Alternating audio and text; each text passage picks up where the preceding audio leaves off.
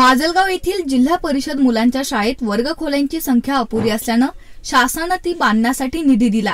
मात्र ठेकेदाराने 5 महिन्यांपासून बांधकाम अर्धवट अवस्थेत बंद ठेवल्याने विद्यार्थ्यांना ये-जा करण्यासाठी अडचण निर्माण होतीये। सदरील काम तत्काळ सुरू करावं अशी मागणी आता होतीये।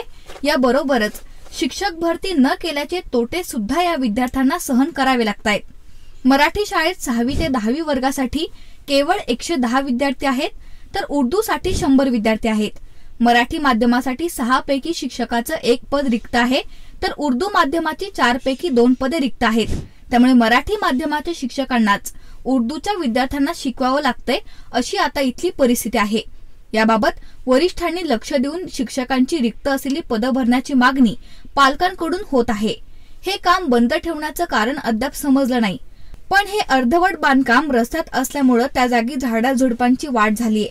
त्यामुळे त्या जागेवरून ये-जा करण्यासाठी विद्यार्थ्यांना अडचण येते। आपल्या शाळेचं बांधकाम नक्की कधी पूर्ण होणार, असा प्रश्न आता इथले विद्यार्थी विचारतायत। या बातमीसह आपण इथे थांबतोय। पाहत रहा न्यूज 24 माजलगाव।